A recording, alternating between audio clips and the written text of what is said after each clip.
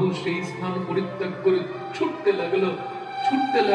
আর মহাপ্রভুকে ছুটতে দেখে সচিমাতা মনেতে চিন্তা করতে লাগলো, আরে এবার আমি কি করি, এবার আমি একে সন্ন্যাসী রূপে প্রণাম করি নম নারায়ণায় বলে, নাকি আমি আমার পুত্র ভেবেতে কোলেতে তুলে নি, এবার আমি কি করব, আমার দিকে যে গৌর আসছে, আমি না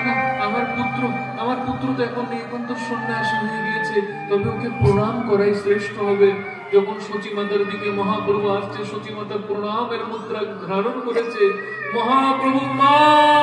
বলে মায়ের চরণেতে পড়ে গিয়েছে, চরণকে হৃদয়তে ধারণ করে মা মা বলে চিৎকার করছে, হাহাকার করছে, আর্তনাদ করছে, মা মা হে মা মা। মহাপ্রভুর প্রতি এত বাৎসল্য প্রেম এলো সচিমাতার স্তন দিয়ে দুগ্ধের ধারা নির্গত হতে লাগলো, কোলেতে তুলে নিল গৌরকে, বাছা আমার কি দোষ ছিল,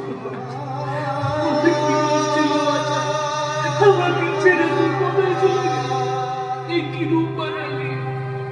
তোর মস্তকের কেশ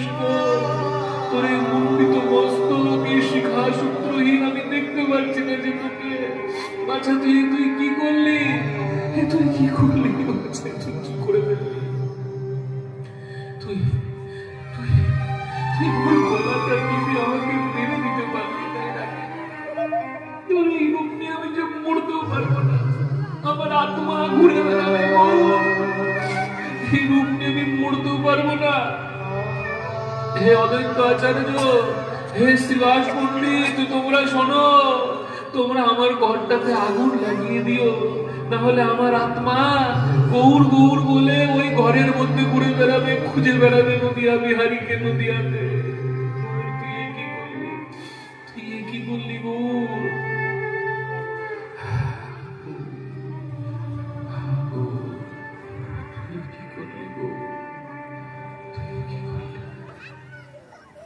কেন করলি, জগতের উদ্ধার করবি বলেছিলিস, আমার কপালটা পুড়িয়ে তুই জগতের উদ্ধার করলি গৌর। একটা নেত্র ছিল বিশ্বরূপ, আর একটা নেত্র ছিলিস তুই। বিশ্বরূপ তো একটা নেত্রকে কেড়ে নিয়ে চলে গিয়েছে, যে নেত্রটা দিয়ে আমি দেখছিলাম সেই নেত্রটাকেও তুই নষ্ট করে দিলি গৌর, সেই নেত্রটাকেও তুই নষ্ট করে দিলি গৌর, তুই কি করলি।